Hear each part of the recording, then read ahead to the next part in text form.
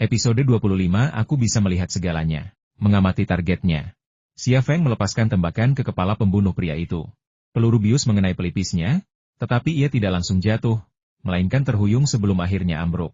Pembunuh wanita itu tiba-tiba berbelok ke samping. Tangannya terayun ke arah Xia Feng. Xia Feng tidak bisa mundur. Ia mengulurkan tangan kirinya, meraih pistol pembunuh wanita itu, dan menangkis moncongnya dengan telapak tangannya. Paf! Pistol itu meletus, tetapi tangan Xia Feng tetap utuh. Sebaliknya, laras pistol itu meledak. Mata pembunuh wanita itu berkilat ketakutan saat ia melihat sarung tangan mekanik perak di tangan Xia Feng. Namun, reaksinya sama sekali tidak lambat. Sebelum Xia Feng sempat melepaskan pistolnya, ia bersandar, melompat ke udara, dan menendang peluru bius menjauh dari tangan Xia Feng. Kemudian, ia tiba-tiba terjungkal ke belakang, mendarat dengan mulus dalam salto ke belakang. Tubuhnya luar biasa lentur dan lincah, seperti kera yang lincah. Pembunuh itu melirik ke arah jendela, dan tepat saat itu, dua dentuman keras terdengar. Xia Feng membuang pistolnya yang kini tak berfungsi dan berkata dengan tenang, "Jangan repot-repot melihat. Mereka tak bisa membantumu lagi." Pembunuh itu tiba-tiba berbalik dan bergegas menuju pintu. Xia Feng memotong jalan keluarnya. Sambil mendengus dingin, ia mengangkat kakinya dan mencabut pedang dari kakinya. Ia mengayunkannya seperti ular berbisa, mencari kesempatan untuk menusuk Xia Feng. Xia Feng menatapnya dengan jijik, lalu melambaikan tangannya. Pembunuh itu tiba-tiba maju dan menebas leher Xia Feng. Tangan kiri Xia Feng terjulur, meraih pedang itu. Ia terbalut sarung tangan titanium yang bahkan mampu menangkis peluru pistol. Ia tak takut pada pedang itu. Suara dentuman logam yang tajam menggema di seluruh ruangan, dan percikan api beterbangan dari gesekan antara bilah pedang dan sarung tangan. Xia Feng meraih pisau pembunuh itu. Ia melepaskan dan menendang selangkangannya. Serangan sebelumnya hanyalah dalih, inilah tujuan utamanya. Ia harus segera kabur, dan tempat ia menyerang Xia Feng adalah pilihan terbaik. Jika Xia Feng bisa menghindar, ia pasti bisa. Tapi Xia Feng bahkan tak repot-repot menghindar. Tepat saat kakinya tertancap di antara kaki Xia Feng, kaki Xia Feng tiba-tiba terjatuh, lututnya terjepit ke dalam, langsung menjebak kaki pembunuh itu. Terkejut, pembunuh itu menyentakkan kakinya ke belakang. Tinju kiri Xia Feng tiba-tiba menghantam lutut pembunuh itu dengan bunyi klakson yang keras. Ia menjerit dan jatuh ke tanah. Xia Feng lalu menendang perutnya. Kali ini, ia tidak berteriak, tetapi meringkuk seperti udang. Lututnya remuk, dan pukulan di perutnya membuatnya tak berdaya. Setelah menaklukkan pembunuh wanita itu, Xia Feng berkata, "Tianyin, ambilkan tali dari bawah tempat tidur." Ya, saat itu, jantung Shen Tu Tianyin berdebar kencang, tetapi baru ketika mendengar suara Xia Feng, ia akhirnya rileks. Shen Tu Tianyin merangkak keluar dari bawah tempat tidur dan mengambil tali yang diletakkan Xia Feng di bawahnya. Xia Feng juga menyalakan lampu, dan ruangan tiba-tiba menjadi terang. Ia kemudian melihat dua orang terbaring di dalam ruangan, dan dua pistol tergeletak di lantai, salah satunya kosong. Shen Tu Tianyin menatap Xia Feng, sosoknya yang berotot dan wajahnya yang tampan, dan jantungnya berdebar kencang. Saat itu, ia mengira Xia Feng bukanlah Xia Feng, melainkan Sean dari The Untold Story dan Jason Statham dari The Transporter, memancarkan aura maskulin yang memikat para wanita. "Berikan aku talinya." Xia Feng mengulurkan tangannya ke Shen Tu Tianyin. Tak berani meninggalkan pembunuh wanita itu. Meskipun wanita ini patah kaki, tak ada jaminan ia tak akan menjadi ancaman bagi Shen Tu Tianyin. Shen Tu Tianyin akhirnya tersadar dan segera menyerahkan tali itu kepada Xia Feng. Pembunuh wanita itu menatap Xia Feng dengan dingin. Tepat saat Xia Feng melilitkan tali di sekelilingnya, ia tiba-tiba berbalik dan mengayunkan kakinya ke arah pergelangan kaki pria itu. Xia Feng hanya mengangkat kakinya dan melangkah turun, langsung menjepit betis pembunuh wanita itu. Pembunuh wanita itu mengerang, meronta beberapa kali, lalu menyerah total. Ia menyadari bahwa meskipun semua anggota tubuhnya utuh, ia tak akan mampu mengalahkan Xia Feng, apalagi mengalahkannya dengan satu kaki patah. Xia Feng mengikat tangan dan kaki pembunuh wanita itu dengan tali. Lalu, karena merasa gelisah, ia melilitkan tali di betis wanita itu, berkedut hingga mencapai pahanya. Pembunuh wanita itu praktis menjadi pangsit di bawah ikatannya. Baiklah, Xia Feng akhirnya rileks, tangannya gemetar karena ketegangan yang berlebihan.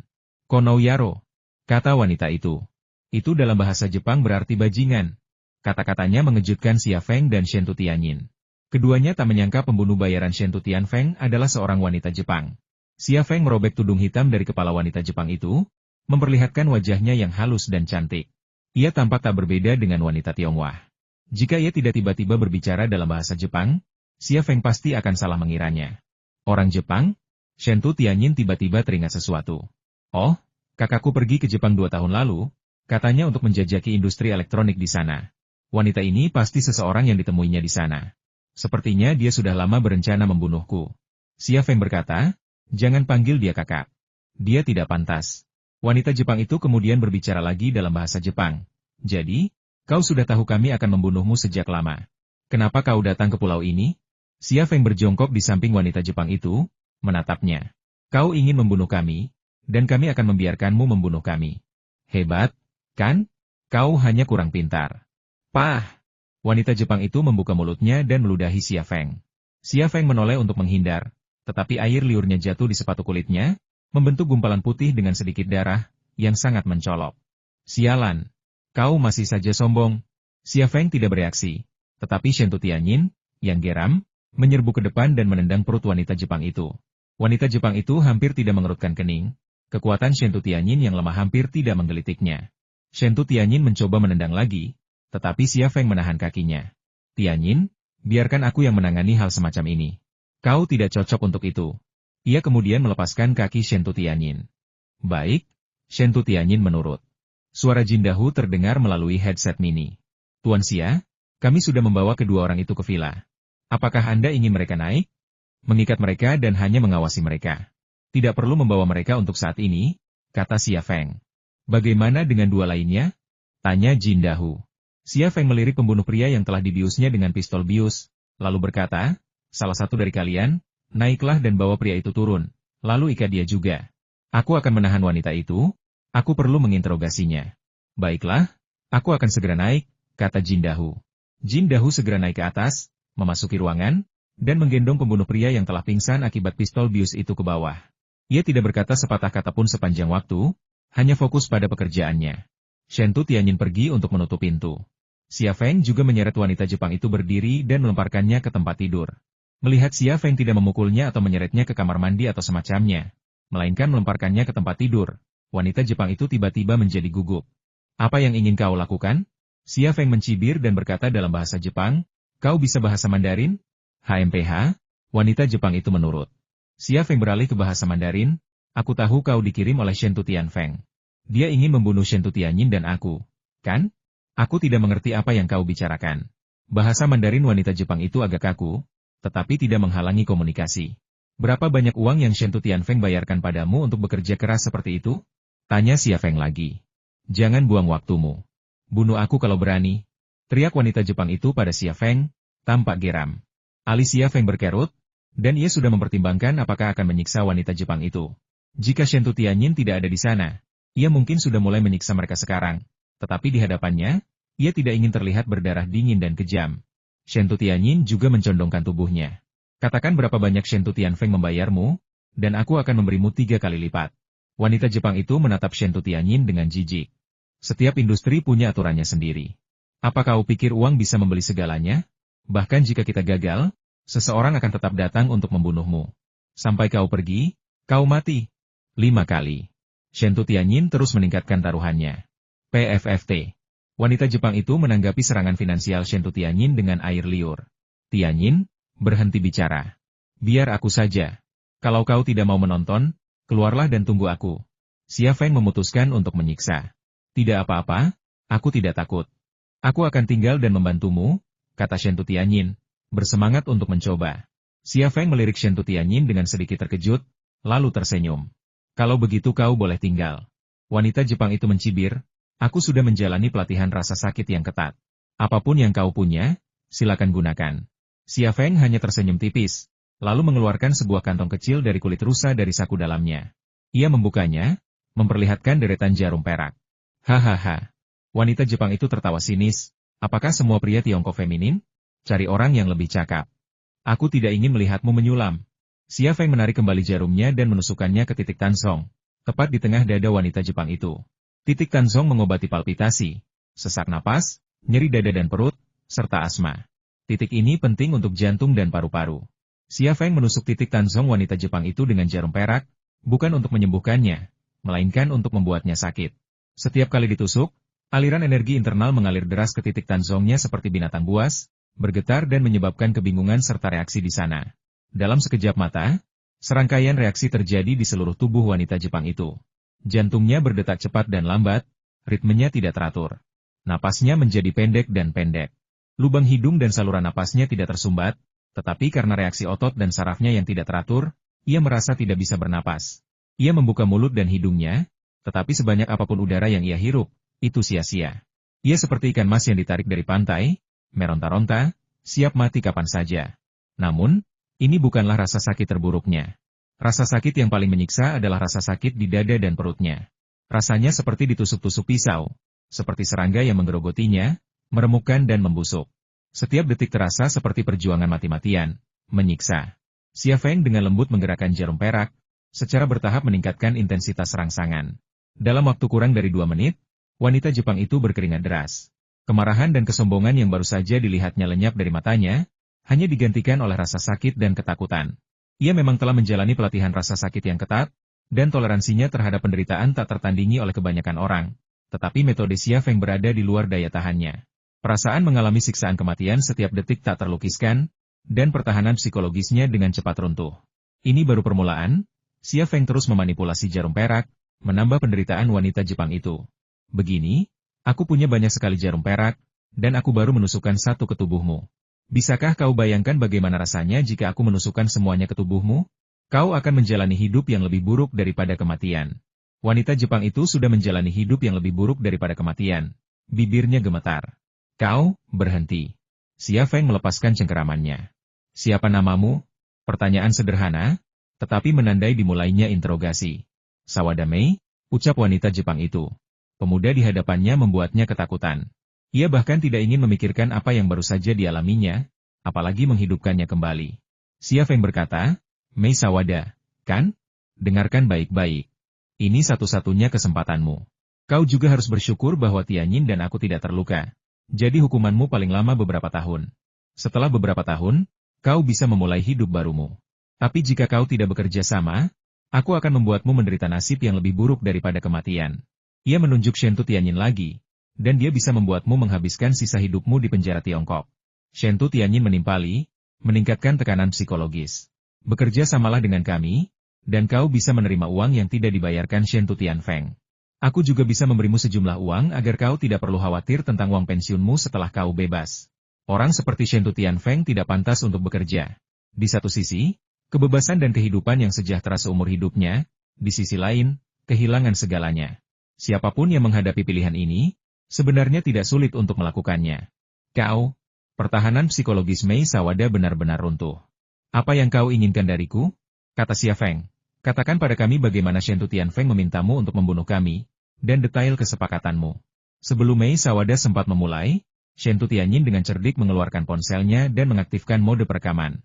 Meskipun ruangan itu dilengkapi kamera keamanan, beberapa rekaman sebaiknya tidak dibagikan. Merekam detail yang paling penting saja sudah cukup. Mei Sawada tidak langsung menjawab pertanyaan Xia Feng. Ia malah berkata, Shentu Tianfeng belum membayar lunas. Membunuhmu akan membuatnya kehilangan 5 juta, tapi dia baru membayar 2. Aku akan memberimu nomor rekening. Berikan uangnya, dan aku akan bekerja sama denganmu. Xia Feng melirik Shentu Tianyin. Shentu Tianyin tidak ragu. Dia berutang 3 juta padamu. Aku akan memberimu 5 juta. Berikan nomor rekeningnya, dan aku akan segera mentransfer uangnya. Kau bilang akan memberiku 5 kali lipat, kata Mei Sawada. Tapi aku tidak serakah. Beri aku 10 juta, dan aku akan melakukan apapun yang kau inginkan. 5 kali lipat itu tidak realistis. Mei Sawada tidak bodoh, meminta terlalu banyak tidak akan memberinya apapun. Beri aku nomor rekeningnya. Bagi Shentu Tianyin, masalah apapun yang bisa diselesaikan dengan uang bukanlah masalah. 10 juta hanyalah uang saku. Mei Sawada menyebutkan nomor rekening Bank Swiss. Xia Feng berkata, Tianyin, transfer saja 5 juta kepadanya dulu, dan sisanya 5 juta setelah transaksi selesai. Mei Sawada tidak keberatan. Shentu Tianyin menyelesaikan transfer 5 juta hanya dalam beberapa menit. Ia kemudian menyerahkan struk pembayaran kepada Mei Sawada untuk diperiksa. Mei Sawada merasa lega setelah melihat struk itu. 2 tahun lalu, Shentu Tianfeng datang ke Jepang. Dia murah hati dan berteman dengan banyak gangster. Tujuannya adalah mencari seseorang yang bisa bekerja untuknya. Kemudian, dia bertemu saya melalui perantara, dan saya menerima deposit darinya. Orang yang ingin dia bunuh adalah Anda. Dia menyuruh saya menunggu kontaknya dan membunuh Anda ketika ada kesempatan. Saya memasang bahan peledak di Dongfang Heavy Industries, tetapi gagal.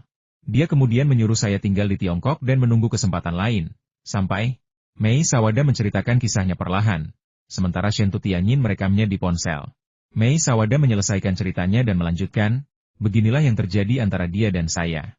Saya pikir kali ini akan berhasil, tetapi saya tidak menyangka. Dia melirik Xia Feng. Jika bukan karena Xia Feng, dia pasti akan berhasil. Xia Feng bertanya, Shen Tianfeng menyuruhmu menyerang di sini. Apa yang akan kau lakukan setelah berhasil?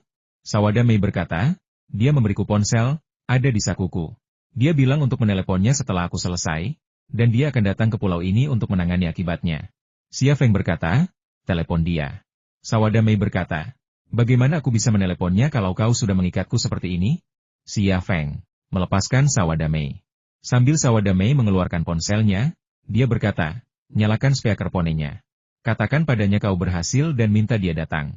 Kalau dia bertanya apa yang terjadi pada mayatnya, katakan saja ada di kamar hotel. Kau bertukar tembakan dengan pengawal Tianyin selama operasi, ketahuan, dan kau sudah melarikan diri dengan kapal. Bukankah dia akan curiga? Dia memang orang yang mencurigakan. Dia akan curiga apapun hasilnya, tapi dia pasti akan datang ke pulau ini. Dia tidak akan meninggalkan mayatnya. Dia pasti akan menemukan cara untuk mengatasinya, kata Xia Feng. Sawada Mei mengangguk dan menghubungi satu-satunya nomor telepon yang tersimpan di ponselnya.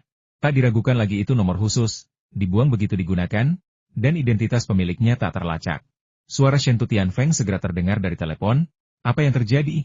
Shen Tianyin sudah mati, dan Xia Feng juga. Sawada Mei menatap Xia Feng dan Shen Tianyin, lalu berkata, tapi ada masalah. Kami bertengkar dengan pengawal Shen Tianyin, dan membuat khawatir para penjaga di pulau. Kami tak bisa membawa jasad Shen Tianyin dan Xia Feng. Jasad mereka masih di hotel, dan kami juga menenggelamkan kapal lalu melarikan diri. Bagaimana ini bisa terjadi? Shen Tianfeng sedikit cemas, bukankah sudah kubilang untuk menyingkirkan jasad-jasad itu?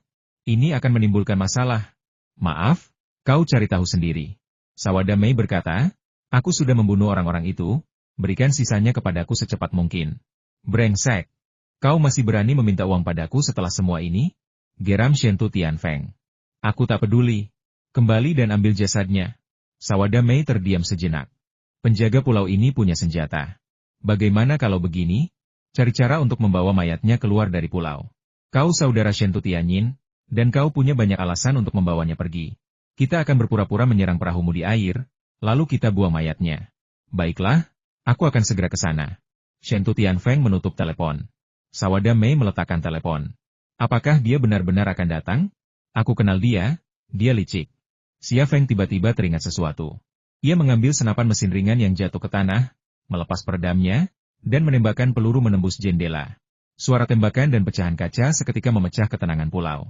Alarm hotel tiba-tiba berbunyi, mengagetkan para tamu yang sedang tidur dan membuat seluruh hotel menjadi kacau. Xia Feng kemudian melepas rompi anti pelurunya, menutupinya dengan jas dan kemejanya, lalu menembakkan beberapa tembakan lagi ke pakaiannya. Shen Tianyin tetap tertegun, bingung mengapa Xia Feng melakukan hal aneh seperti itu. Xia Feng berkata, lepaskan juga pakaianmu, termasuk rompi anti pelurumu. Cepat. Shen Tianyin tidak mengerti mengapa Xia Feng memintanya melakukan ini, tetapi ia tetap menurut. Xia Feng juga menembakkan beberapa peluru ke pakaian Shen Tianyin, lalu berkata, pakai saja. Hanya pakaianmu, tanpa rompi anti peluru. Shen Tianyin melakukan apa yang diperintahkan, buru-buru mengenakan pakaiannya. Xia Feng juga mengenakan pakaiannya dan menyalakan terminal penyadap. Benar saja, suara Wang Fang segera terdengar. Mati. Mati yang baik. Mati itu bersih. Apa kau mendengar suara tembakan? Ya, aku mendengar suara tembakan dan sirene tadi. Apa? Tidak ada cara untuk membuang mayatnya? Sial, orang-orang itu tidak berguna. Baiklah, aku akan memeriksa situasinya dan meneleponmu kembali. Suara Wang Fang. Xia Feng menjatuhkan pistol kosongnya ke tanah dan melangkah menuju tempat tidur. Sawada Mei tiba-tiba menegang. Aku sudah mengikuti instruksimu. Apa yang akan kau lakukan? Xia Feng meninju pelipisnya. Sawada Mei mengerang dan pingsan. Kenapa kau membuatnya pingsan? Shen Tianyin menatap Xia Feng dengan bingung. Xia Feng berkata, Wang Fang akan segera datang. Waktu kita terbatas. Sawada Mei dan kaki tangannya tidak boleh terlihat oleh Wang Fang.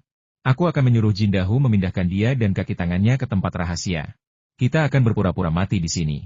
Shen Tianyin akhirnya mengerti mengapa Xia Feng melakukan hal-hal aneh seperti itu. Sebelum Xia Feng sempat memberikan instruksi, Jin Dahu mendorong pintu hingga terbuka dan masuk. Jin Dahu dan Jin Zhenhuan tahu apa yang terjadi di rumah itu. Lagi pula, seluruh villa berada di bawah pengawasan mereka. Sembunyikan mereka baik-baik. Jangan biarkan siapapun melihat mereka, perintah Xia Feng. Jin Dahu berkata, jangan khawatir, aku tahu apa yang harus dilakukan. Ia menggendong Sawadamei dan meninggalkan ruangan. Ia juga mengambil rompi anti peluru yang telah dilepas Xia Feng dan Shen Tianyin. Hanya Xia Feng dan Shen Tianyin yang tersisa di ruangan itu. Shen Tianyin berbaring di tanah, kedua kakinya rapat, tangan menekan perutnya dengan lembut, dan bertanya pada Xia Feng, apakah ini baik-baik saja? Xia Feng tertawa. Bisakah kau mati dengan lebih anggun? Lalu bagaimana? Shen Tianyin sama sekali tidak berpengalaman, dan ia tidak ingin Xia Feng melihatnya dalam keadaan canggung seperti itu. Xia Feng mengambil pedang yang dijatuhkan Mei Sawada dan menebas lengan bawahnya dengan satu tebasan. Darah berceceran di sekujur tubuh dan wajah Shen Tianyin. Kau? Shen Tianyin tiba-tiba menegang. Xia Feng berbaring di sampingnya, mengolesi darah di wajah dan tubuhnya sendiri. Ia kemudian merentangkan kaki dan tangan Shen Tianyin, membuat kematiannya tampak lebih nyata. Tepat saat ia hendak berpose untuk mati, Shen Tianyin tiba-tiba mengangkat salah satu kakinya dan meletakkannya dengan rapi di pahanya. Apa yang kau lakukan? Xia Feng, wajahnya berlumuran darah, bertanya dengan rasa ingin tahu. Kau tunanganku. Berpelukan sebelum kita mati akan membuatnya lebih nyata, kata Shen Tianyin serius, lalu kembali meringkuk dalam pelukan Xia Feng, melingkarkan lengannya di pinggangnya. Apakah berpura-pura mati harus seromantis ini? Xia Feng kehilangan kata-kata. Para petugas keamanan hotel adalah yang pertama tiba di kamar, tetapi mereka dihentikan oleh Jin Zhenhuan, yang tetap tinggal. Meskipun mereka memasuki kamar, Jin Zhenhuan melarang mereka menyentuh mayat Xia Feng dan Shen Tianyin. Sudah kuperiksa, mereka sudah mati, kata Jin Zhenhuan kepada para petugas keamanan. Apa yang terjadi? Tanya seorang petugas keamanan. Jin Zhenhuan menjawab, beberapa pria bersenjata menyerang kami, membunuh seseorang, lalu melarikan diri. Hubungi polisi. Kami tidak bisa bergerak. Apa kau tidak butuh dokter? Tanya seorang petugas keamanan.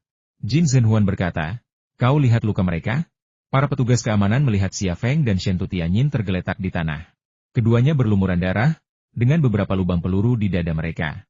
Keduanya tertembak di jantung. Luka fatal seperti itu tak akan berguna, bahkan bagi dokter, bahkan bagi dewa sekalipun. Sepertinya dia benar-benar meninggal, tapi mari kita panggil dokter untuk memastikannya, kata Kapten Keamanan, lalu menggunakan komunikator untuk menghubungi resepsionis, meminta dokter. Sebelum dokter tiba, Wang Fang tiba. Siapa Anda? Kenapa Anda tidak masuk? Seorang petugas keamanan menghentikannya. Wang Fang berkata dengan kasar, Saya bibi kedua wanita itu. Dia keponakan saya. Kenapa saya tidak boleh masuk? Bagaimana kabarnya? Meninggal? Kata petugas keamanan yang menghalangi pintu. Wang Fang tiba-tiba menyelinap di bawah ketiak petugas keamanan dan merayap ke arah Shen Tianyin dan Xia Feng. Xia Feng dan Shen Tianyin terbaring tak bergerak di tanah, tubuh mereka dan lantai berlumuran darah. Keduanya memiliki beberapa lubang peluru di dada mereka, masing-masing berakibat fatal. Melihat ini, bibir Wang Fang membentuk senyum dingin, tetapi ia berpura-pura menangis. Tianyin, Tianyinku, kau meninggal dengan tragis Wu. Air matanya memilukan, tetapi tak setetes pun air mata mengalir di matanya. Melihatnya terisak, petugas keamanan itu tak tega menyeretnya keluar. Jin Zhenhuan menghampiri, meraih tangan Wang Fang, dan menyeretnya keluar. Keluar! Siapa kau? Beraninya kau melakukan ini padaku? Wang Fang meledak marah. Aku bibi kedua Shen Tianyin. Beraninya kau melakukan ini padaku? Jin Zhenhuan berkata dengan datar, ini tempat kejadian kecelakaan. Tidak ada yang boleh mengganggunya. Fu Chuanfu sedang dalam perjalanan. Dia diinstruksikan untuk menjaga tempat kejadian dan jenazahnya tidak boleh disentuh. Fu Chuanfu akan datang? Wang Fang tiba-tiba menjadi gugup. Jin Zhenhuan mendengus. Setelah kejadian seperti ini, bagaimana mungkin dia tidak datang? Aku akan menemui orang tua itu. Kita tidak boleh membiarkannya tahu tentang ini. Dia pasti akan marah besar. Wang Fang bergegas pergi. Meninggalkan villa, Wang Fang dengan tidak sabar mengeluarkan ponselnya dan menelepon. Cepat bawa beberapa orang. Fu Chuanfu juga akan datang. Jika dia datang, dia pasti akan melindungi jenazahnya. Orang-orang yang kau pekerjakan itu tidak berguna. Oke, cukup bicaranya. Cepat, datanglah cepat, lebih baik naik helikopter. Pada saat itu, para pimpinan rumah sakit Tianqi tiba dengan beberapa staf medis. Wang Fang ragu sejenak, tetapi akhirnya memutuskan untuk tidak pergi dan malah berjalan perlahan menuju unit rawat inap di kaki gunung. Dia khawatir, karena dia baru saja mengatakan akan merawat Shen Tuwei. Jika dia kembali ke tempat kejadian, pasti akan menarik perhatian pengawal Shen Tianyin. Terlebih lagi, melihat jenazah Xia Feng dan Shen Tianyin, Dia tidak yakin apakah dia tidak akan mengungkapkan kekurangan apapun karena kegembiraannya yang berlebihan. Setelah mempertimbangkan untung ruginya, ia akhirnya mengurungkan niat untuk kembali ke TKP. Di kamar villa, seorang dokter mengulurkan tangan dan meraba arteri karotis Xia Feng, lalu berkata, denyut nadinya masih ada. Cepat bawa dia ke rumah sakit untuk perawatan darurat. Denyut nadi tidak bisa dipalsukan, karena meskipun Anda menahan napas, jantung Anda tetap berdetak dan darah mengalir di pembuluh darah Anda. Jadi, seyakin apapun Anda tidak bisa terus berpura-pura di depan dokter. Tepat ketika kedua perawat hendak menghubungkan Xia Feng ke kantong oksigen dan dokter itu meraih arteri karotis Shentu Tianyin, Xia Feng tiba-tiba membuka matanya. Siapa yang bertanggung jawab di sini? Saya agen dari Biro Keamanan Nasional. Saya sedang menyelidiki sebuah kasus. Anda harus bekerja sama dengan saya untuk menangkap penjahatnya. Shentu Tianyin juga membuka matanya. Saya Shentu Tianyin, Ketua Wanxiang Group.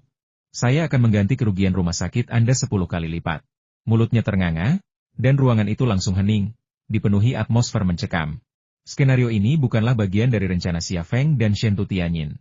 Rumah sakit telah tiba, membawa serta tenaga medis. Jika ia dan Shentu Tianyin tidak mati, drama ini tidak akan berlanjut. Maka, tiba-tiba ia mendapat inspirasi, berpura-pura menjadi agen Biro Keamanan Nasional. Shentu Tianyin juga mengungkapkan identitasnya, berharap dapat memanfaatkan pengaruhnya di kota Haizu untuk membujuk pihak lain.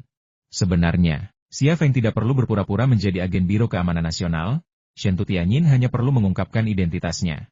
Begitu ia mengungkapkan identitasnya, pimpinan rumah sakit mengulurkan tangannya sambil tersenyum. Nona Shentu, saya kenal Anda. Ayah Anda pernah tinggal di sini. Anda mungkin tidak ingat saya. Shentu Tianyin berkata, tentu saja saya ingat. Anda Dekan Zhang. Suatu kehormatan Anda masih ingat saya, kata Dekan Zhang, tampak gembira. Apakah ayah Anda baik-baik saja? Xia Feng ditinggalkan sendirian, tetapi ia tidak keberatan. Beberapa menit kemudian, Xia Feng dan Shentu Tianyin dibawa keluar dari villa. Mereka berbaring di atas tandu yang ditutupi spray hotel putih. Petugas keamanan hotel membawa 2 tandu menuruni bukit menuju rumah sakit, diikuti Zhang Yuanchang dan beberapa staf medis dari dekat. Jin Zhenhuan berjalan terakhir, keempat sakunya penuh dengan ponsel. Ponsel ini milik petugas keamanan dan medis hotel. Setelah Dekan Zhang setuju untuk membantu, ia menggunakan identitas palsu agen Badan Keamanan Nasional untuk meminta beberapa petugas keamanan dan medis hotel menyerahkan ponsel mereka kepada Jin Zhenhuan. Ia tidak ingin Shentu Tianfeng dan Shentu I kabur sebelum ia menangkap mereka. Karena kehadiran Shentu Tianyin, pihak rumah sakit tidak memverifikasi identitas Xia Feng yang diduga sebagai agen Badan Keamanan Nasional. Ia telah mengajukan permintaan, dan pihak rumah sakit berusaha sebaik mungkin untuk mengakomodasi permintaan tersebut. Semua ini demi kebaikan Shentu Tianyin. Jika bukan karena wajah Shentu Tianyin, pihak rumah sakit pasti tidak akan bekerja sama. Setidaknya mereka akan memintanya menunjukkan kartu identitasnya untuk membuktikan identitasnya. Ketika jenazah Xia Feng dan Shentu Tianyin dibawa menuruni gunung, Wang Fang belum memasuki gedung rawat inap. Ia sengaja memperlambat langkahnya, dan ketika melihat petugas keamanan hotel membawa tandu yang ditutupi kain putih, ia langsung berhenti di pinggir jalan. Direktur Zhang, bisakah keponakan saya diselamatkan? Wang Fang mengenal Direktur Zhang. Dekan Zhang menggelengkan kepalanya. Sudah terlambat. Bagaimana kita bisa menyelamatkan seseorang yang sudah meninggal? Turut berduka cita, kami sudah melakukan semua yang kami bisa. Wang Fang bertanya, Anda akan membawa jenazahnya kemana? Dekan Zhang menjawab, tentu saja, ke kamar mayat, agar pemeriksa medis polisi mengambil alih. Senyum sinis tersungging di bibir Wang Fang, lalu tiba-tiba mulutnya terkulai dan ia menangis tersedu-sedu. Keponakanku, Tianyin, kenapa kau mati? Kenapa kau mati? Kau tidak boleh mati. Ia terisak keras, tetapi tak ada air mata yang keluar. Petugas keamanan hotel menempatkan jenazah Xia Feng dan Shentu Tianyin di kamar mayat dan membersihkan semua orang. Bahkan Wang Fang, yang telah menangis dan berteriak-teriak ingin bertemu Shentu Tianyin untuk terakhir kalinya. Saat pintu kamar mayat tertutup, seluruh dunia menjadi sunyi. Shentu Tianyin mengangkat kain putih yang menutupi tubuhnya, lalu mengulurkan tangan dan mengangkat kain putih itu ke Xia Feng di kamar mayat di sampingnya, dan berbisik, kapan menurutmu Shentu Tianfeng dan paman keduaku akan datang? Xia Feng membuka matanya dan menatapnya. Kakak, kau sudah mati. Jangan nakal, oke? Berbaringlah dan teruslah berpura-pura mati. Tidak ada orang lain di sini, dan tidak ada kamera pengawas. Apa gunanya bicara sebentar? Shentu Tianyin menyilangkan tangannya, AC-nya menyala di sini, dingin sekali. Xia Feng tidak merasakan apa-apa jika ia tidak mengatakannya. Tetapi begitu ia mengatakannya, Xia Feng juga merasakan dinginnya. Ia naik dan berkata, biar ku berikan bajuku, aku tidak takut dingin. Shentu Tianyin berkata, Bagaimana mungkin orang mati melepas bajunya?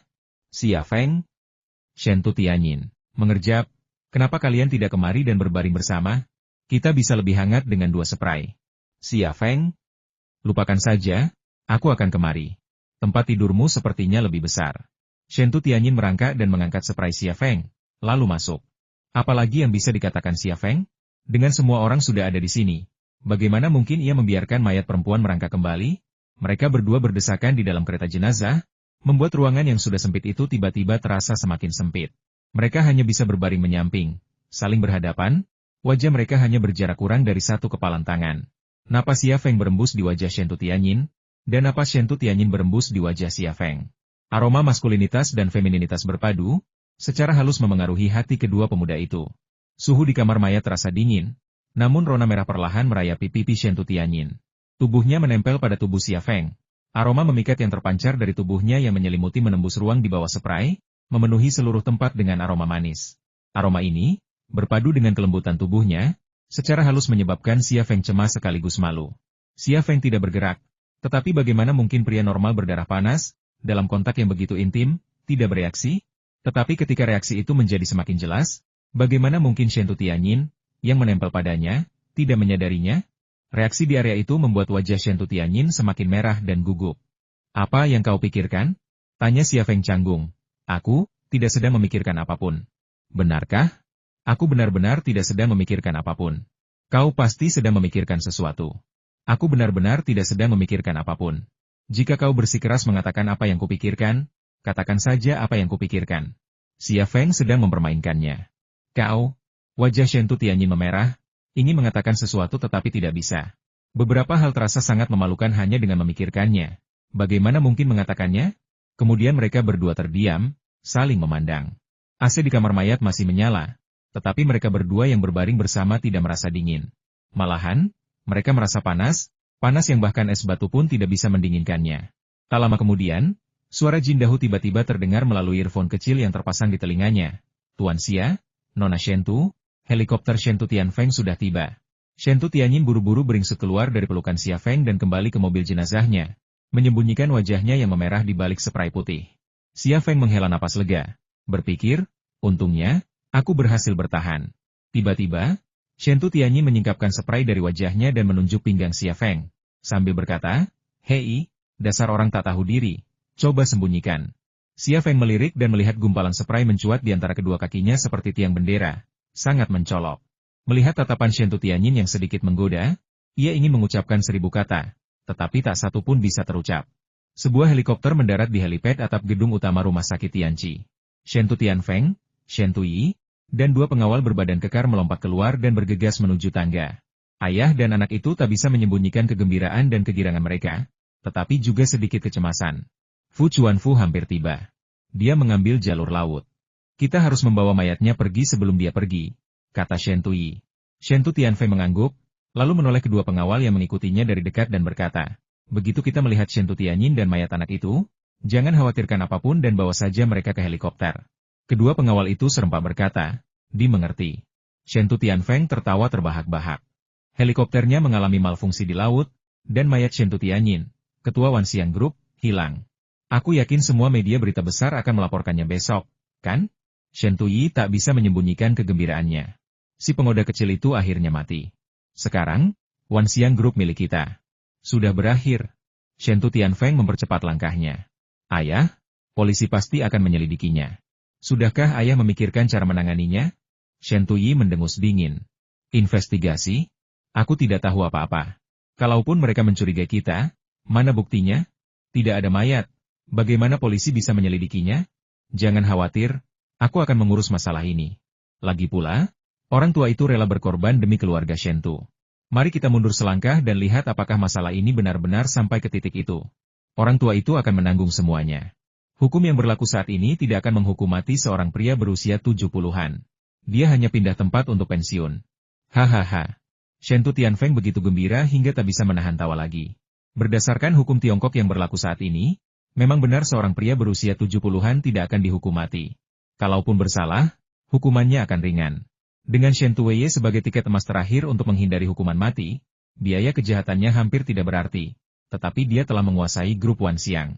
Bagaimana mungkin hal seperti itu membuat orang tidak senang? Sebelum mereka mendekati kamar mayat, Wang Fang, yang sedang menggendong Shen Tuye, juga bergegas menghampiri.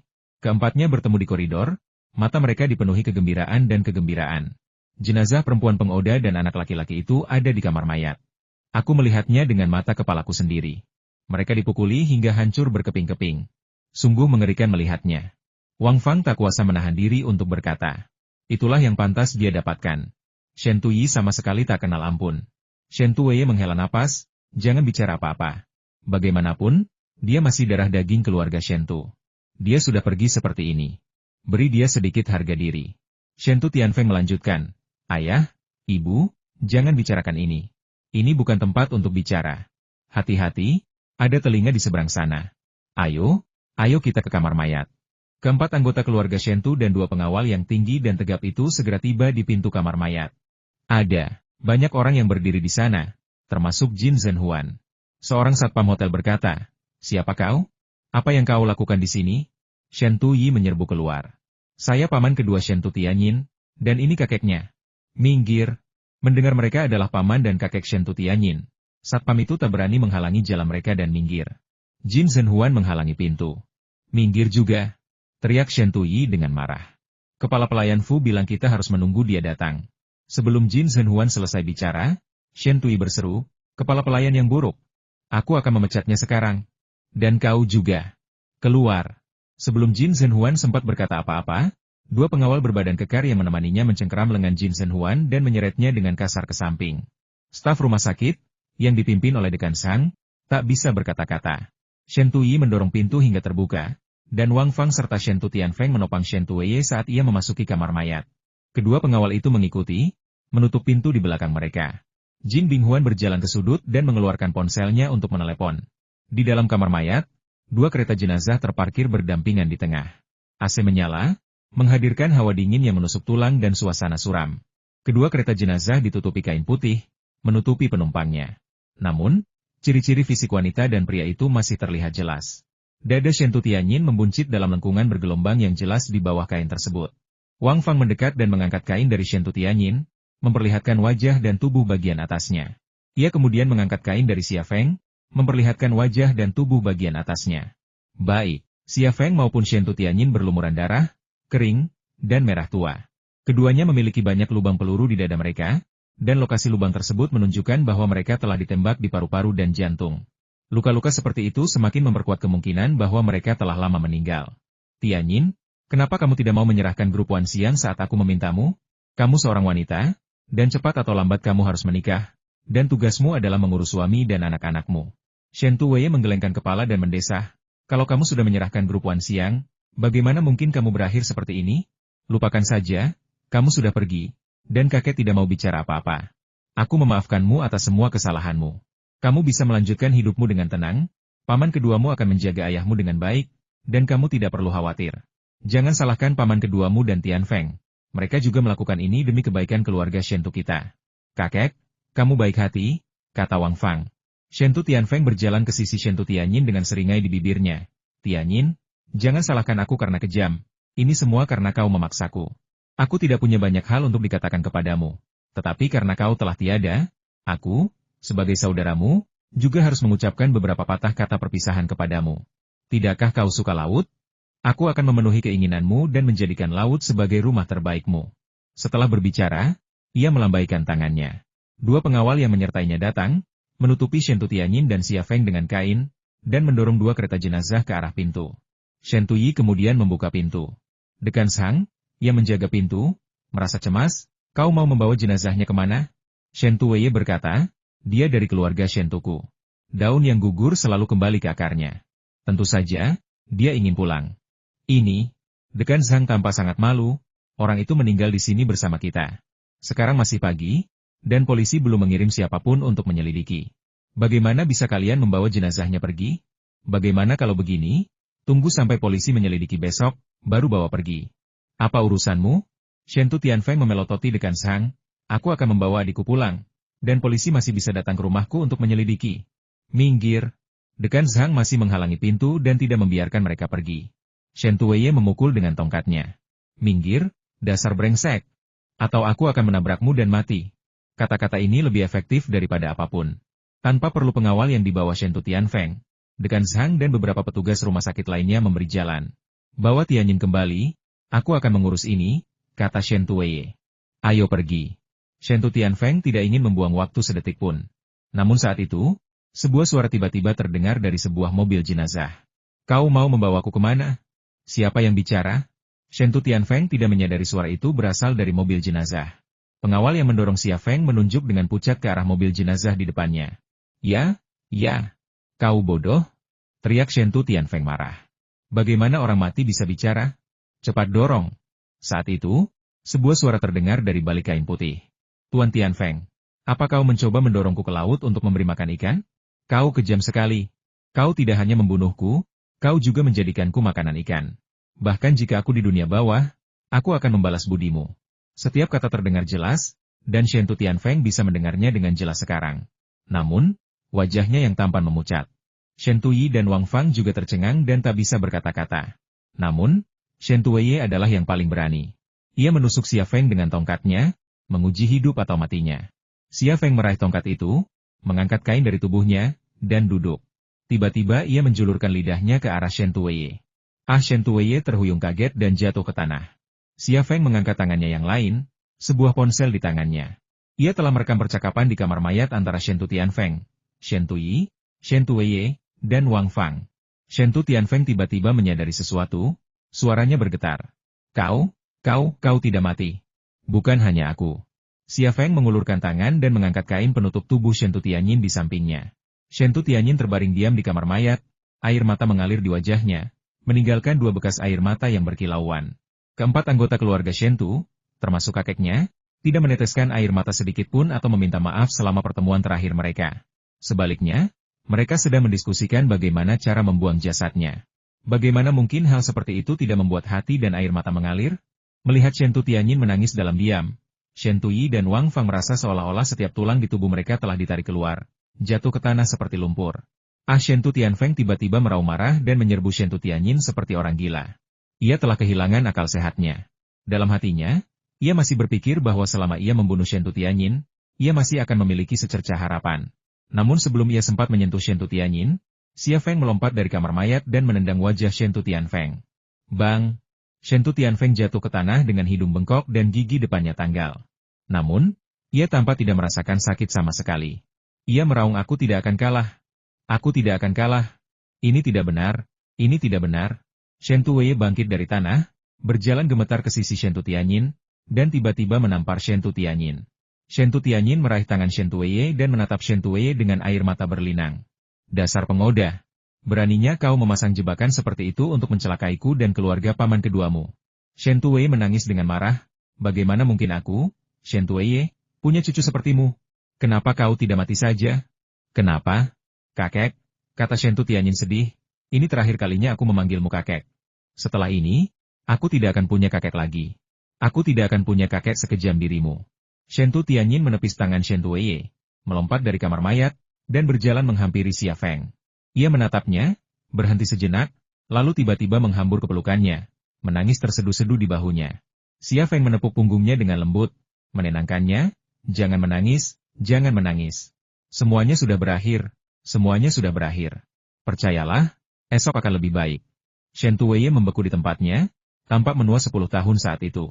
Dua helikopter menderu dari langit, satu bertanda polisi, yang lain membawa Fu Chuanfu dan dua bersaudara Park Taiji dan Park Chanyol. Namun, tugas yang tersisa bagi mereka dan polisi itu mudah. Rasanya seperti adegan film polisi datang untuk menangkap penjahat yang sudah takluk, sementara sang pahlawan pria dan wanita berpelukan, dan drama berakhir dengan ciuman penuh gairah. Satu-satunya yang hilang adalah ciuman penuh gairah itu, ciuman yang menyayat hati. Xia Feng tidak melakukannya, karena ia tahu ia berada di dunia nyata, bukan film. Jika itu Liang Xiao yang menangis dalam pelukannya, maka ia bisa melakukan hal yang sama, ia bisa saja. Matahari terbit membawa cahaya dan kehangatan ke dunia, dan pulau-pulau serta lautan terbangun dalam cahaya pagi keemasan. Beberapa orang menyambut cahaya di pagi seperti itu, sementara yang lain jatuh ke jurang kegelapan. Shen Tuyi, Shen Tianfeng, Wang Fang, dan Shen Tuwei semuanya ditahan polisi. Buktinya tak terbantahkan, dan hukum akan menjadi milik mereka. Bagi Xia Feng, setelah membantu Shen Tianyin menyelesaikan masalahnya, ia akhirnya bisa merasa tenang. Ia tak perlu lagi berpura-pura menjadi pacar atau tunangan Shen Tianyin. Begitu pula Liang Xiao yang mengejarnya dan bertanya apakah ia pernah berpegangan tangan atau mencium Shen Tianyin. Helikopter itu terbang di angkasa, dengan langit biru di atas kepalanya dan laut biru di bawah kakinya. Xia Feng tersenyum dan suasana hatinya sedang baik. Namun, Shen Tianyin sama sekali tidak tersenyum. Ia menatap laut dan tetap diam. Xia Feng tahu alasan suasana hatinya yang buruk, dan ia menghiburnya dengan suara lembut. Tianyin, tak akan ada yang menyakitimu lagi, dan pamanmu sudah bangun. Ini semua hal baik. Jangan terlalu dipikirkan. Keluarga paman keduamu, dan dirimu tidak sepadan dengan kesedihanmu. Ia tidak menyebut Shen Tuye, dan ia juga merasa bahwa Shen Tuye tidak layak menjadi kakek Shen Tianyin. Shen Tianyin memaksakan senyum, kau tak perlu menghiburku. Aku tidak serapuh yang kau kira.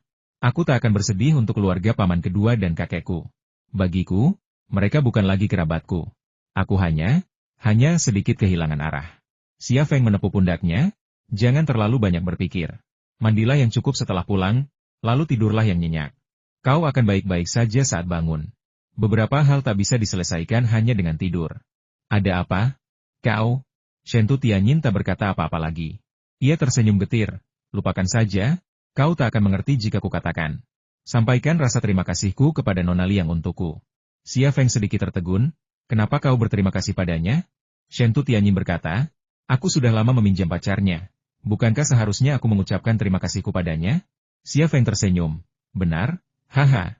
Dia wanita yang berlatih bela diri. Atau seperti kata pepatah lama, anak sungai dan danau. Dia cukup lugas dan terkadang bertingkah seperti anak laki-laki. Shen Tianyin sepertinya tidak ingin mendengar pujian Liang Xiao. Ia menyela Xia Feng. Aku punya pertanyaan untukmu. Apa? Siapa yang lebih cantik? Aku atau Liang Xiao? Shen Tianyin menatap Xia Feng dengan tenang, menunggu jawabannya. Itu. Kata Xia Feng canggung. Bagaimana kita bisa membandingkan? Kalian berdua cantik. Bibir Shen Tianyin sedikit melengkung. Jari-jari memiliki panjang yang berbeda, orang memiliki tinggi badan yang berbeda. Tidak ada yang benar-benar sama cantiknya. Katakan padaku, Liang Xiao dan aku jelas tidak sama cantiknya. Siapa yang lebih cantik? Sebenarnya, pertanyaannya kehilangan kunci. Dengan menambahkan kunci itu, seluruh pertanyaannya akan menjadi dalam hatimu, siapa yang lebih cantik? Aku atau Liang Xiao? Xia Feng tidak mempertimbangkan hal itu, dan sakit kepala mencengkeramnya. Kenapa kita harus mengungguli yang satu? Shen Tianyin memutar matanya. Aku hanya penasaran. Katakan padaku. Kapan kamu jadi cerewet begini? Xia Feng tersenyum kecut, berpikir sejenak, lalu berkata, kamu lebih cantik. Shen Tianyin tersenyum. Senyumnya secerah dan seindah 100 bunga yang sedang mekar. Namun, dalam benak Xia Feng, penampilan Shen Tianyin memang 2 poin lebih baik daripada Liang Xiao. Tetapi bentuk tubuh Liang Xiao juga 2 poin lebih baik daripada Shen Tianyin, terutama kakinya yang jenjang. Bahkan dibandingkan dengan Lin Qiling, model kaki terbaik Asia, mereka 2 poin lebih baik. Ia hanya dengan bijak menyimpan jawaban standar ini untuk dirinya sendiri. Dalam pengalamannya yang terbatas, memberitahu seorang gadis bahwa gadis lain memiliki bentuk tubuh yang lebih baik di depannya jelas bukan langkah yang bijaksana. Setelah mengobrol sebentar, helikopter mendarat di helipad. Beberapa mobil polisi sudah menunggu di bandara, bersama dengan banyak petugas polisi dan wartawan yang bergegas ke lokasi kejadian. Shen Tuyi, Shen Tianfeng, Wang Fang, dan Shen Tuye semuanya dikawal keluar. Dari keempat orang itu, hanya Shen Tuye yang tidak diborgol. Seluruh keluarga Shen Tuyi diborgol. Begitu Shen Tianyin dan Xia Feng turun dari helikopter, segerombolan wartawan mengerumuni mereka, kamera SLR mereka terus-menerus merekam.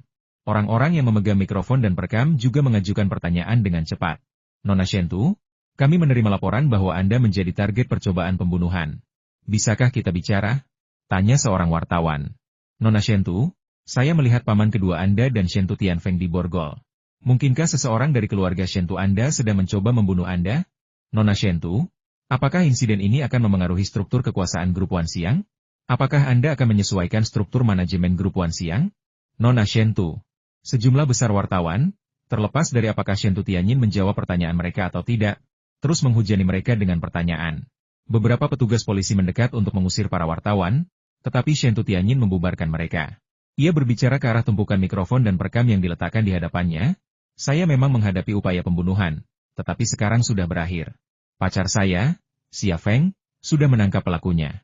Saat ia mengucapkan kata-kata ini, kerumunan wartawan meledak dalam kegembiraan. Nona Shen Tu, apakah pria di sebelah Anda ini pacar Anda? Tanya seorang wartawan. Shen Tianyin tersenyum dan mengangguk. Ya. Kemudian, di depan kerumunan wartawan, ia menggenggam tangan Xia Feng. Kepala Xia Feng berputar-putar. Ia tidak ingin menemani Shen Tianyin untuk wawancara media.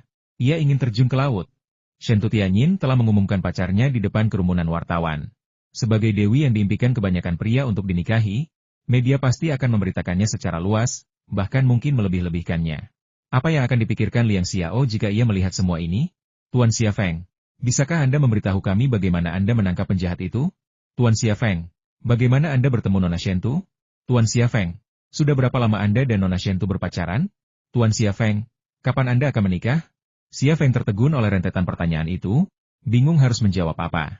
Namun, Shen Tianyin tersenyum, bahagia, dan mempersilakan para wartawan mengambil foto mereka. Saat itu, suara seorang pria terdengar, apakah ketua Wanxiang Group berkencan dengan orang yang tidak dikenal? Saya tahu itu tidak benar. Kerumunan wartawan menoleh untuk melihat, tetapi beberapa pengawal berjas telah mendorong para wartawan ke samping, yang secara efektif membuka jalan bagi para pendatang baru. Xia Feng segera melihat Gu Kewu berdiri di belakang kerumunan wartawan. Di belakangnya berdiri Dong Wu dan Qin Qi. Qin Qi tampak normal, masih mengenakan pakaian olahraganya. Sementara itu, Dong Wu menyilangkan tangan di dada, sebuah pedang antik tergenggam di tangannya. Ia tampak seperti pria tua yang sedang berolahraga pagi. Entah kenapa, melihat Gu Kewu saat ini, ditambah dengan kata-katanya, Xia Feng merasa ingin berterima kasih. Gu Kewu menggenggam buket mawar, perlahan mendekati Shen Tianyin dengan senyum menawan. Tianyin, aku tahu kau dan Xia Feng tidak serius. Kau hanya mencoba memancing orang-orang yang ingin mencelakaimu. Kenapa kau meminta bantuan Xia Feng? Kalau kau bisa menceritakan hal seperti ini padaku, aku masih bisa membantumu. Shen Tianyin mengerutkan kening. Aku tidak mengerti apa yang kau bicarakan. Maafkan aku. Terimalah permintaan maafku. Gu Kewu memegang mawar-mawar itu dan mengulurkannya kepada Shen Tianyin. Shen Tianyin tidak bergerak, hanya menatap Gu Kewu dengan dingin. Bukankah ini Gu Kewu, ketua muda Northern Group? Jadi, dia pacar Shen Tianyin, kan? Tanya seorang reporter. Pasti begitu. Bagaimana mungkin sosok yang kurang dikenal menjadi pacar ketua Wanxiang Group? Dia bahkan tidak memenuhi syarat untuk menjadi cadangan. Mereka bukan pasangan yang cocok, ujar seorang reporter. Reporter lain menghela napas bingung. Rencana macam apa ini? Orang kaya begitu kacau, hampir mengejar industri hiburan. Ayo pergi. Shen Tianyin menyeret Xia Feng pergi. Gu Kewu tidak menghentikannya. Tujuannya muncul saat ini sederhana, menggunakan media sebagai corong untuk mengirim pesan ke dunia luar Shen Tianyin milikku. Xia Feng berhenti di depan Gu Kewu. Gu Kewu, mobilku. Gu Kewu tersenyum.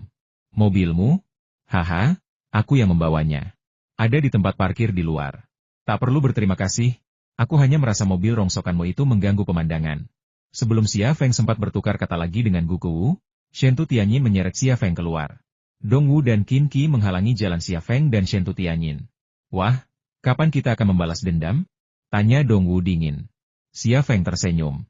Kapan saja. Pedangnya bagus, tapi lain kali jangan digunakan untuk menebas orang. Pamer saja.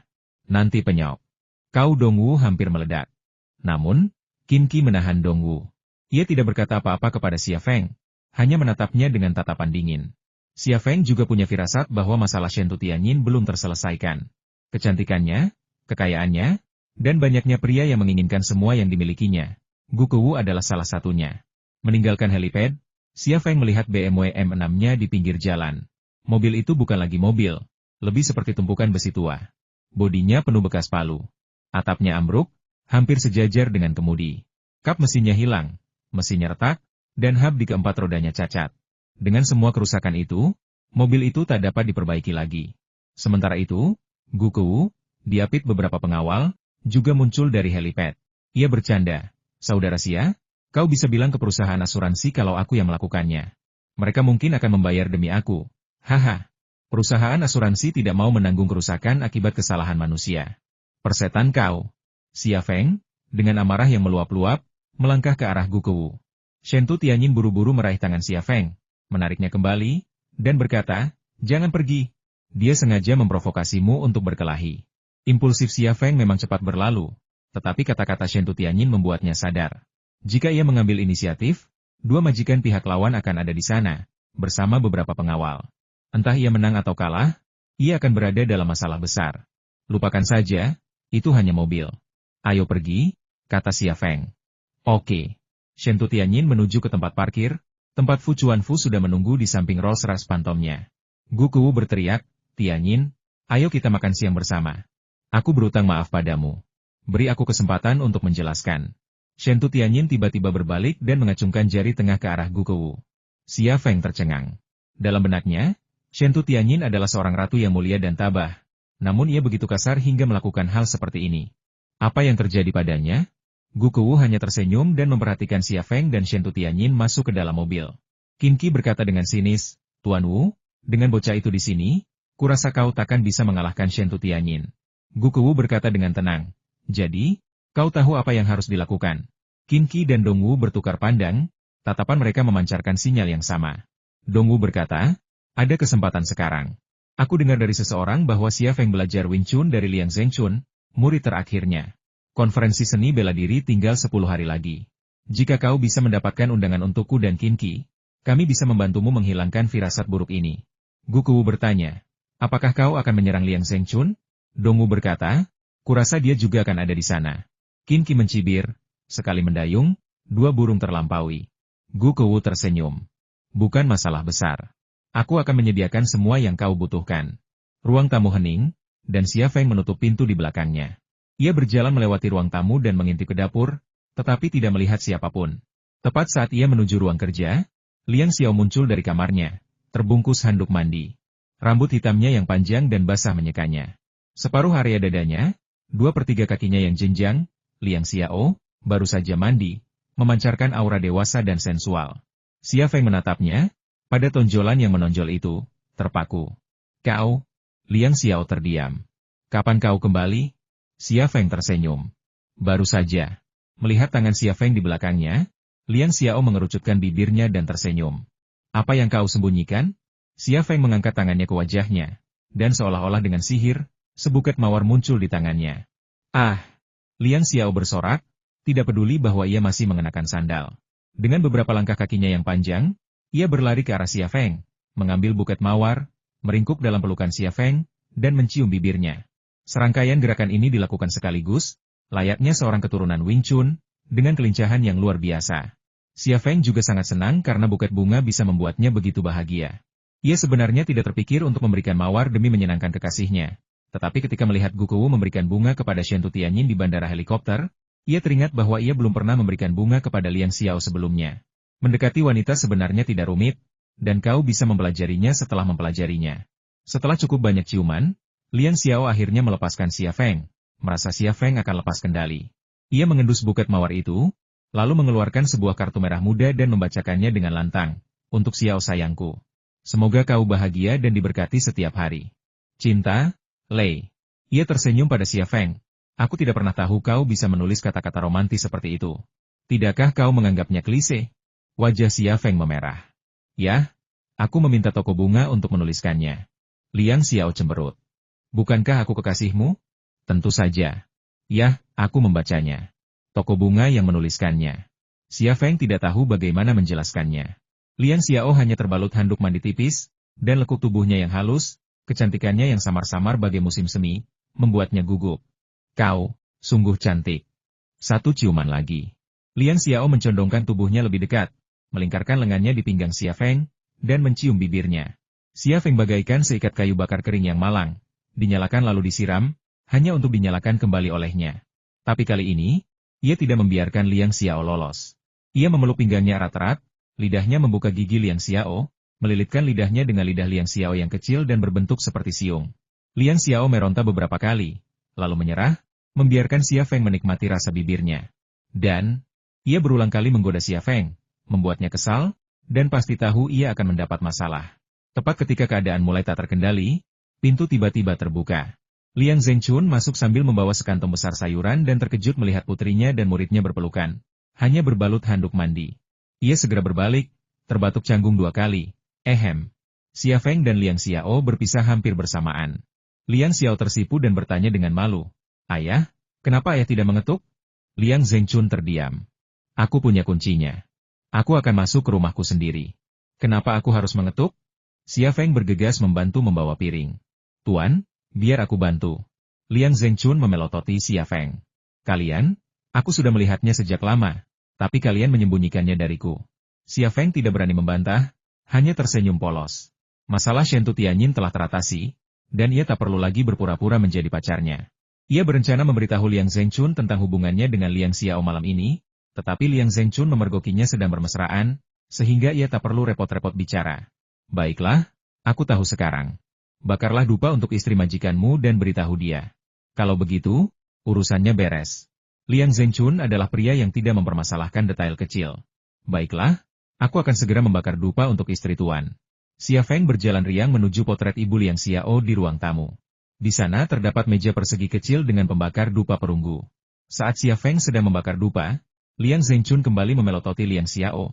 Kenapa kau masih berdiri di sana? Kenapa kau tidak ganti baju? Kau sudah dewasa, dan kau bahkan tidak tahu bagaimana caranya malu.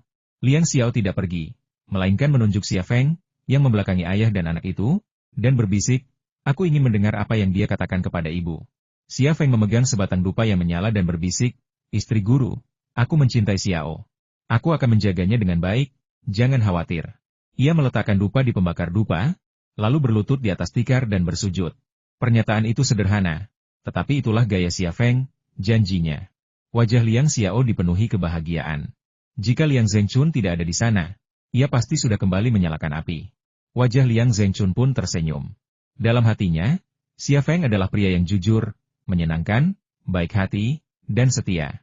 Ia merasa yakin bahwa Liang Xiao akan mengikuti Xia Feng. Dan kualifikasi Xia Feng jelas satu dari sejuta tampan dan cakap. Dengan calon menantu seperti itu, mengapa ia tidak bahagia? Namun, Liang Zhengchun hanya tersenyum singkat sebelum wajahnya kembali tegas. Ganti bajumu. Kamu seperti apa? Liang Xiao menjulurkan lidahnya pada Liang Zhengchun sebelum dengan gembira kembali ke kamarnya untuk berganti pakaian. Xia Feng berdiri, membawa sekantong besar sayuran, dan berjalan menuju dapur sambil berkata, Guru, saya akan memasak. Liang Zhengchun tersenyum, guru hanya tahu bagaimana memanjakannya. Biarkan Xiao yang melakukannya. Xia Feng tersenyum, tidak apa-apa, tidak masalah siapa yang melakukannya. Xia Feng memasuki dapur. Liang Zhengchun perlahan berjalan ke arah potret ibu Liang Xiao. Ia juga menyalakan sebatang dupa dan bergumam dalam hati, jangan khawatir. Feng Zi adalah pria yang baik. Xiao adalah anak yang diberkati.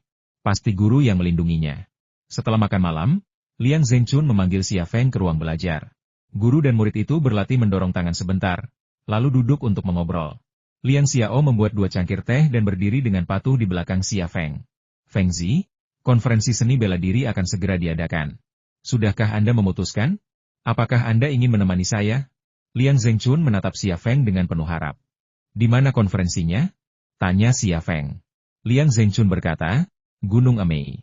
Bukankah Gunung Emei gunung yang terkenal di Shu? Xia Feng belum pernah ke sana, tetapi ia sangat mengenalnya. Ia tersenyum dan berkata, dulu saya suka membaca novel seni bela diri, dan sekte Emei banyak disebutkan di dalamnya. Liang Zhengchun berkata, sekarang masih ada sekte Emei, tetapi tidak semegah di novel. Konferensi seni bela diri ini diselenggarakan oleh Kementerian Kebudayaan, jadi tidak mengherankan jika diadakan di gunung terkenal seperti Gunung Emei. Awalnya saya dengar akan diadakan di kuil Shaolin di Songshan. Tetapi kepala biara mereka baru-baru ini mengalami beberapa masalah, jadi mereka mengubah tempatnya ke Gunung Emei. Xia Feng berpikir sejenak dan berkata, baiklah, saya akan pergi dengan guru. Xiao sedang mengurus perusahaan, jadi tidak banyak yang bisa saya lakukan. Liang Xiao cemberut, saya juga ingin pergi. Liang Zhengchun memelototi Liang Xiao dan berkata, apa yang akan kau lakukan? Feng Zi dan aku akan kembali dalam beberapa hari. Apa kau keberatan membiarkannya pergi selama beberapa hari?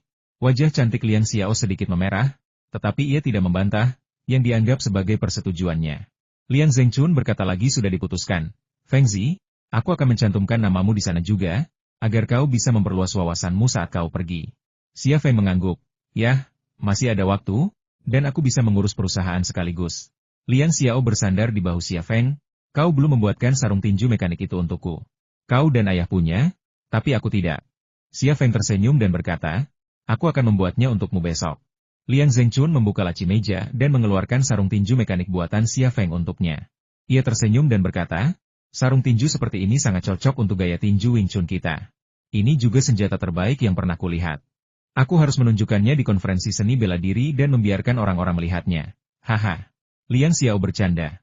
Ayah, jika seseorang bertanya siapa yang membuatnya, bagaimana ayah akan menjawab? Feng Zi. Liang Zhengchun menatap Liang Xiao dengan bingung. Pertanyaan macam apa ini? Aku tidak kenal Feng Zi. Mereka pasti akan bertanya, siapa Feng Zi? Siapa Feng Zi bagimu? Aku. Liang Zhengchun hendak mengatakan murid, tetapi Liang Xiao mengedipkan mata padanya. Ia mengubah kata-katanya dan tertawa. Jika ada yang benar-benar bertanya seperti itu, aku akan bilang menantuku saja. Haha. Ayah. Liang Xiao protes lagi. Ayah begitu ingin putri ayah menikah? Aku tidak bilang ingin menikah dengannya. Jadi bagaimana aku bisa menjadi menantu ayah? Liang Zhengchun. Xia Feng merasa sedikit malu, tetapi itu tidak mengurangi suasana hatinya yang baik. Ia sebenarnya berpikir jika ia benar-benar menikahi Liang Xiao dan menjadi menantu Liang Zhengchun, itu akan menjadi hal yang baik, bukan hal yang buruk. Aku akan kembali ke kamarku untuk tidur. Liang Zhengchun tidak ingin mengobrol dengan Liang Xiao lagi. Ia menyingkirkan sarung tinju mekaniknya dan pergi. Ia tidak ingin tinggal dan menjadi orang ketiga. Hanya Xia Feng dan Liang Xiao yang tersisa di ruang kerja. Mereka banyak mengobrol, tetapi setelah Liang Zhengchun pergi, mereka kembali diam, saling memandang, tak satu pun dari mereka berbicara sepatah kata pun. Beberapa menit kemudian, Liang Xiao tiba-tiba mencondongkan tubuh ke leher Xia Feng, mengendus, lalu mengerutkan kening. Kamu pegal. Mandilah. Xia Feng berkata, mungkin karena aku sudah memasak. Aku akan pergi sebelum tidur. Ini masih pagi. Istirahatlah. Aku harus pergi ke kantor besok pagi. Aku akan kembali ke kamarku. Liang Xiao berdiri dan pergi. Xia Feng tiba-tiba merasa sedikit kecewa. Ia mengira Liang Xiao akan mengobrol dengannya di ruang kerja, tetapi ia tidak menyangka Liang Xiao akan kembali ke kamarnya sepagi ini. Liang Xiao berhenti di pintu ruang kerja, bersandar di kusen pintu dan mengedipkan mata nakal ke arah Xia Feng. Ada apa? Tanya Xia Feng penasaran. Liang Xiao tidak berkata apa-apa dan berbalik. Ini tidak bisa dijelaskan. Gumam Xia Feng pada dirinya sendiri. Setelah duduk beberapa menit, ia merasa bosan dan mengambil beberapa buku kedokteran dari rak lalu meninggalkan ruang kerja. Lampu di kamar Liang Zhengchun dimatikan, tidur lebih awal dan bangun lebih awal adalah kebiasaan unik generasinya. Lampu di kamar Liang Xiao juga dimatikan, tetapi Xia Feng merasa sedikit aneh. Mengapa ia tidur sepagi ini? Ia tidak terlalu memikirkannya, dan membuka pintunya. Tunggu. Xia Feng tiba-tiba berbalik dan menatap pintu Liang Xiao. Pintu itu sedikit terbuka, bukan sembarang celah, melainkan celah yang nyaris tak cukup lebar bagi seseorang untuk menyelinap ke samping. Pikiran Xia Feng tiba-tiba teringat Liang Xiao yang mengedipkan mata padanya saat meninggalkan ruang kerja, dan senyum gembira tersungging di wajahnya. Pantas saja mereka menyuruhku mandi. Memangnya aku babi? Aku bahkan tidak terpikir sampai ke situ. Xia Feng dengan santai melemparkan beberapa buku yang dibawanya ke kamarnya, lalu menutup pintu dan berjingkat menuju pintu Liang Xiao. Ruangan itu remang-remang, tetapi itu sama sekali tidak mengganggu Xia Feng. Begitu ia masuk, ia melihat Liang Xiao, bersembunyi di balik selimut. Liang Xiao menutupi wajahnya dengan selimut, dan tangannya yang lembut sedikit gemetar saat menggenggam selimut. Bisa dibayangkan betapa gugup dan gembiranya ia saat itu. Xia Feng dengan lembut menutup pintu dan menguncinya. Melakukan hal itu tidak akan melindunginya dari pencuri, tetapi hanya akan melindunginya dari ayah Liang Xiao, Liang Zhengchun. Xia Feng dengan lembut mendekati tempat tidur Liang Xiao. Tetapi ketika sampai di sana, ia bingung harus mulai dari mana.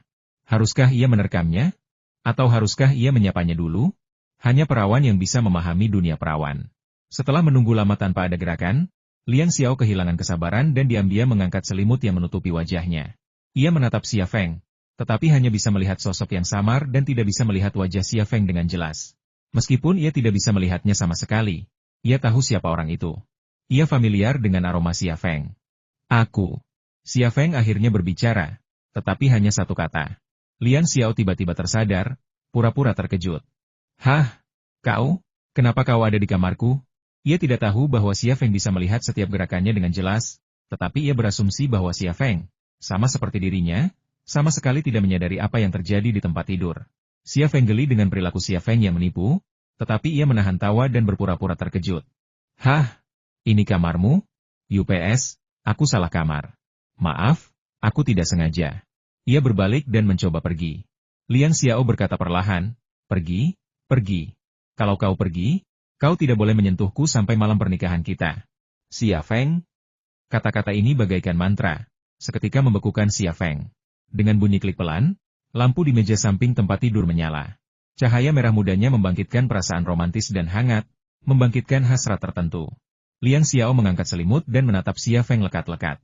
Ia hanya mengenakan bikini merah, memperlihatkan kulit putihnya yang luas ke udara, tampak lebih manis daripada kue. Lekuk tubuhnya naik turun, tegas di tempat yang seharusnya, lembut di tempat yang seharusnya, panjang di tempat yang seharusnya. Segalanya tentang dirinya sempurna, begitu memikat. Xia Feng terpaku, mata kirinya sedikit berkedut, tetapi saat itu, ia tak peduli. Belum cukupkah kau melihat? Wajah Liang Xiao dipenuhi rasa malu, tetapi ia memberanikan diri untuk menepuk-nepuk ruang kosong di sampingnya. Xia Feng akhirnya tersadar, melepas sepatunya, dan memanjat. Liang Xiao bertanya dengan gugup, apakah ayahku tidur? Xia Feng mengangguk waspada.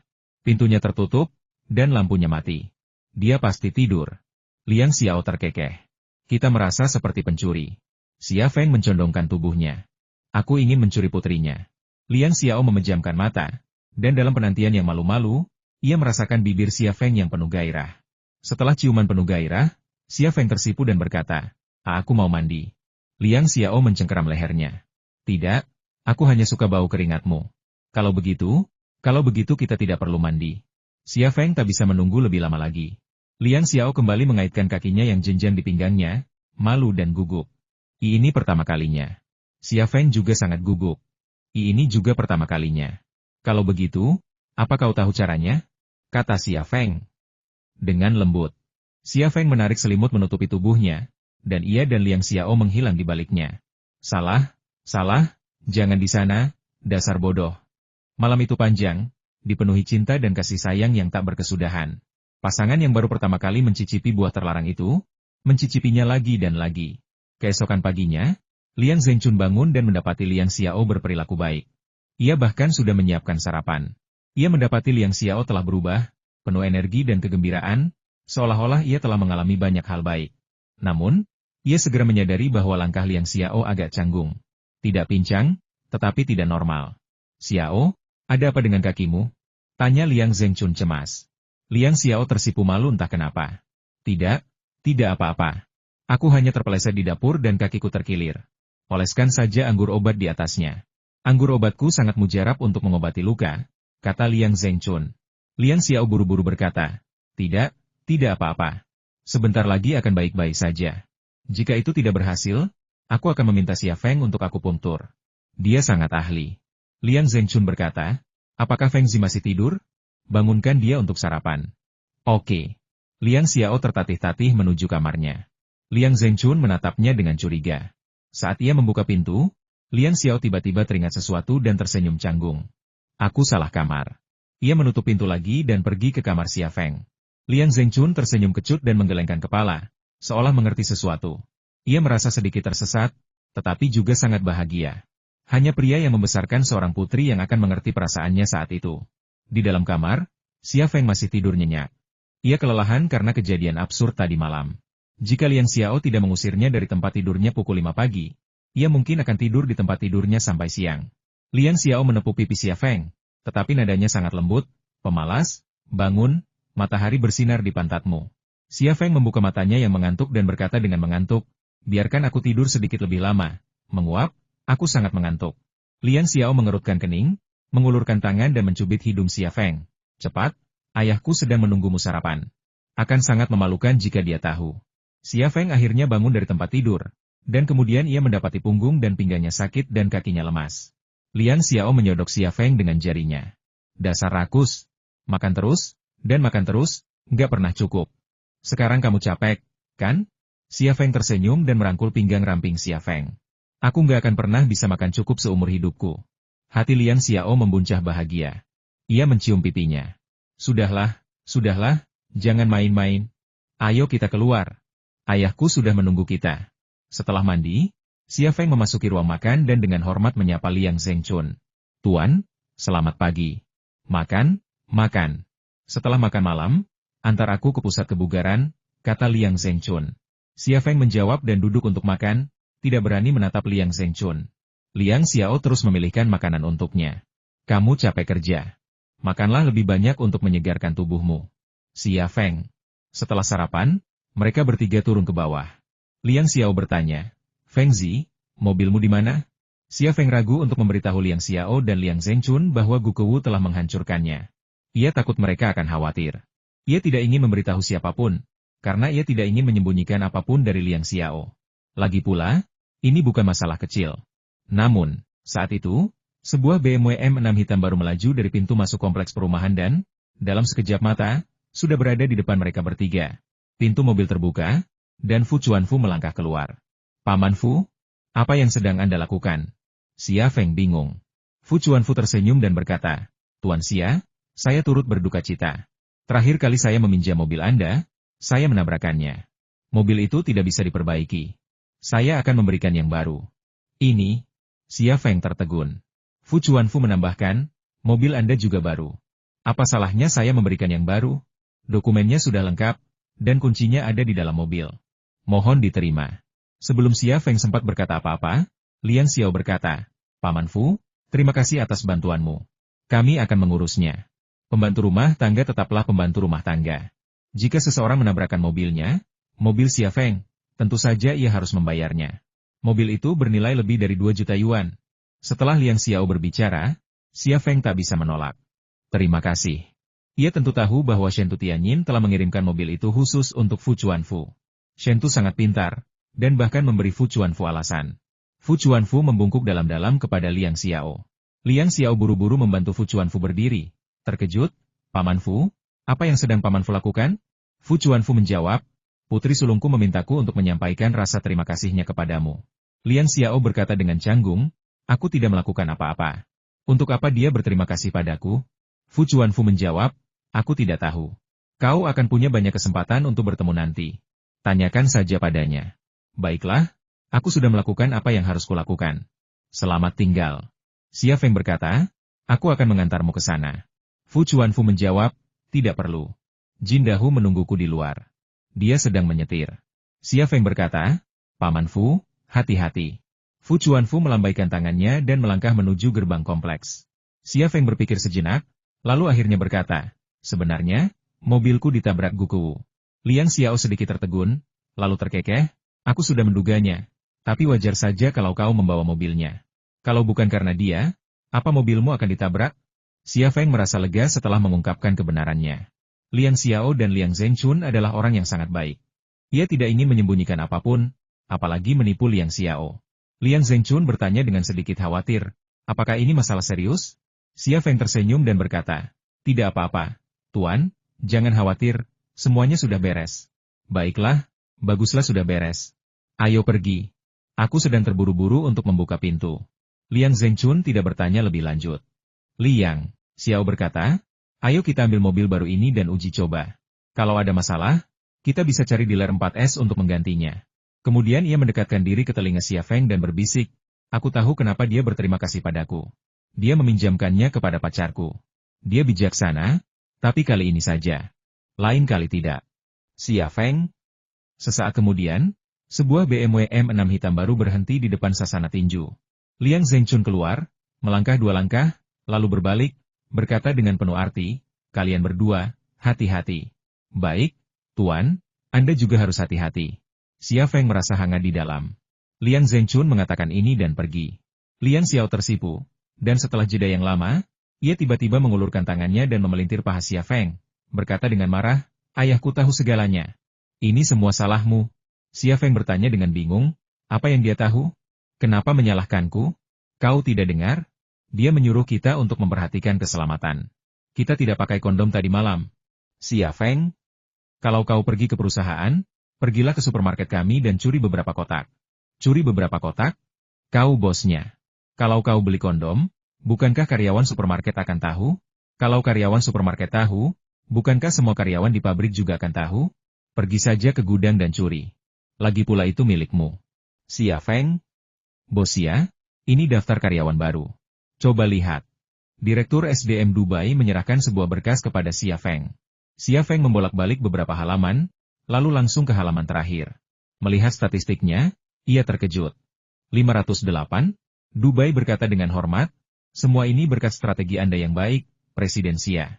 Anda meminta karyawan kami untuk merekomendasikan kami, dan sekarang teman sekelas dan teman-teman mereka ada di sini. Karyawan baru juga merekomendasikan beberapa lagi, jadi kami tiba-tiba berkembang. Xia Feng tersenyum. Strategi apa? Perusahaan kami memiliki tunjangan yang bagus dan prospek yang cerah. Silakan, silakan. Ada begitu banyak karyawan baru. Anda harus merawat mereka dengan baik, mengatur rencana mereka, Dan biarkan para veteran membimbing mereka. Mereka akan mampu menangani bengkel baru sendiri setelah selesai dibangun. Baiklah, Presiden Xia, jangan khawatir. Saya akan pergi sekarang. Dubai pergi sambil membawa berkas-berkas itu, lalu berkata kepada Liang Xiao, yang sedang sibuk memeriksa dokumen. Nona Liang, Anda sibuk.